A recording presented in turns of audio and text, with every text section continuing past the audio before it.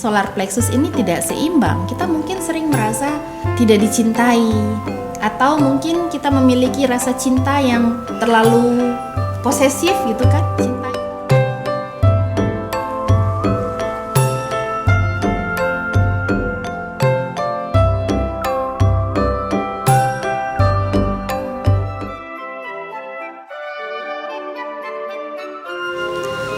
Entah kalian memberi arahan, sebenarnya kan sangat gampang, bawa kesadaran pada puncak kepala, pada wajah. Itu tinggal kita amati aja tubuh kita. Sebagai gurunya pun kalian, supaya kalian tune in dengan badan sendiri.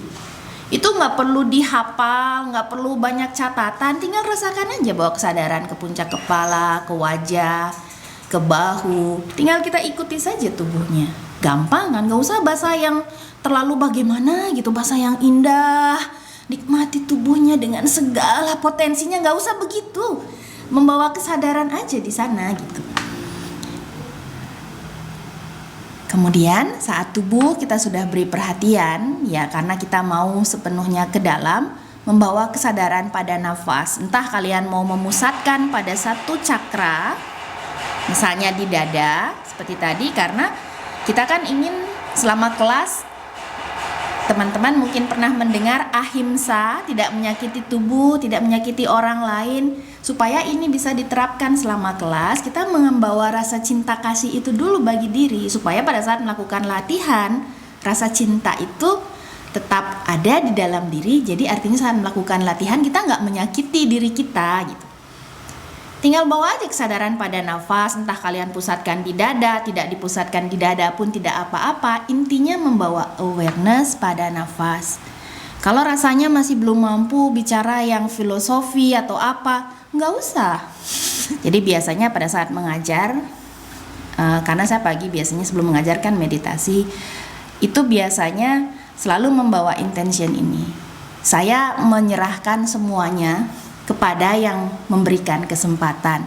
Apapun itu yang saya lakukan, saya ucapkan, saya pasrahkan kepada yang diberikan. Kita kan sudah menyiapkan segala macam, tapi inspirasi itu akan datang dari tuntunan dia gitu kan.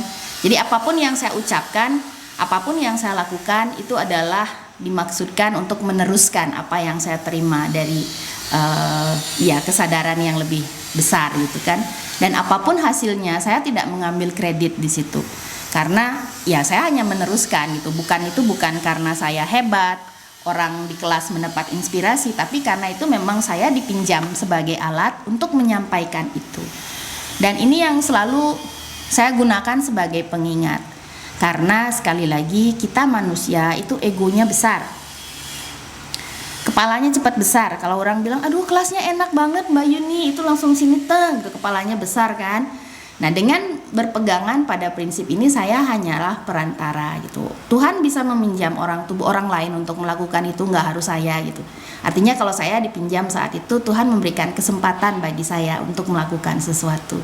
Dan itu akan membantu kita supaya egonya tidak. Sudut pandang Ashtanga Yoga atau 8 tahapan yoga ini, yang pertama yang perlu kita perhatikan adalah, karena seperti yang kemarin kita sudah bahas, manusia itu adalah makhluk pribadi dan makhluk sosial.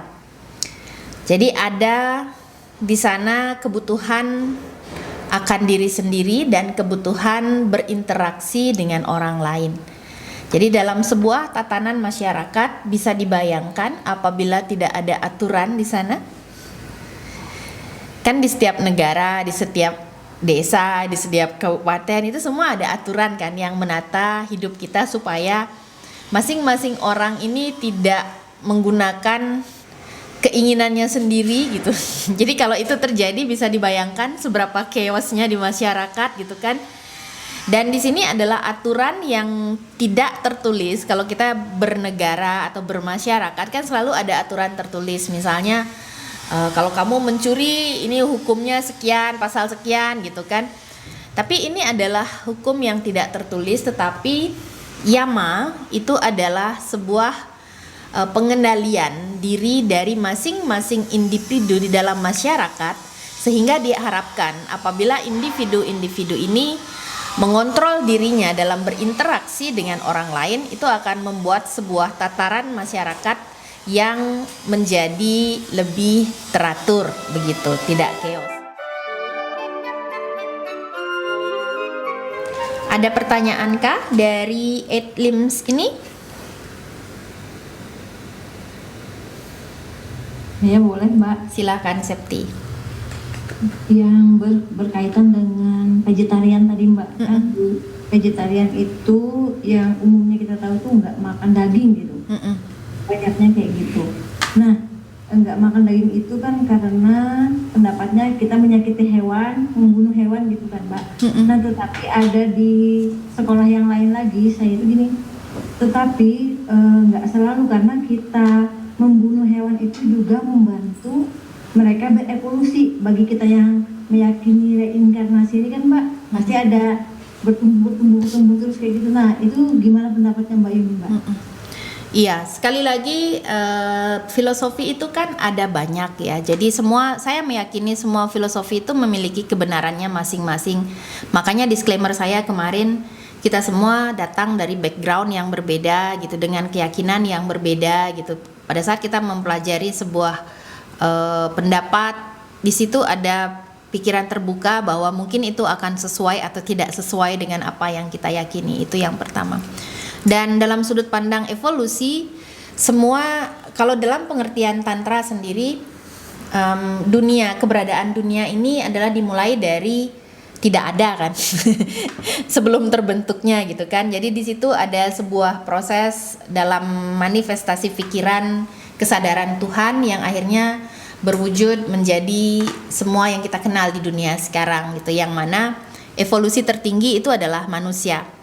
Jadi manusia ini dibekali dengan pikiran, akal, budi yang mana bisa membedakan baik dan benar. Baik dan benar dan salah.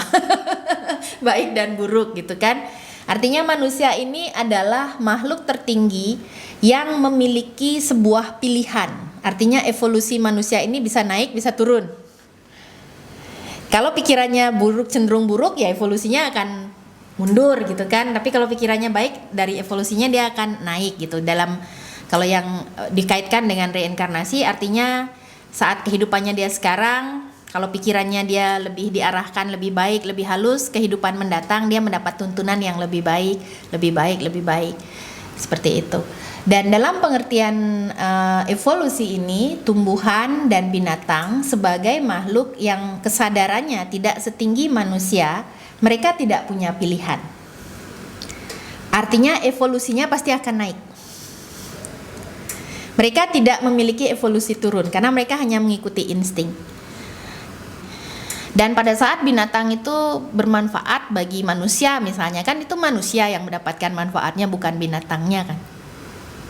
Apakah dia akan kehidupannya menjadi lebih baik? Ya binatang pada saat dia mati dia akan ada evolusi di sana, berapa lama ya kita tidak tahu gitu kan. Itu kan rahasia alam gitu.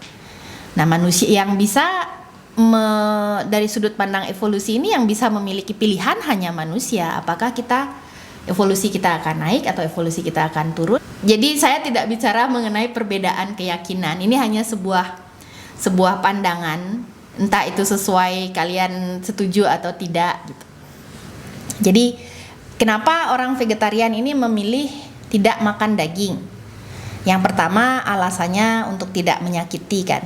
Yang kedua, karena tidak mungkin untuk tidak menyakiti. Kita makan itu pasti menyakiti. Makan tumbuhan juga menyakiti pohon gitu. Tapi pohon itu memiliki kesadaran yang lebih kecil, lebih rendah dibandingkan binatang.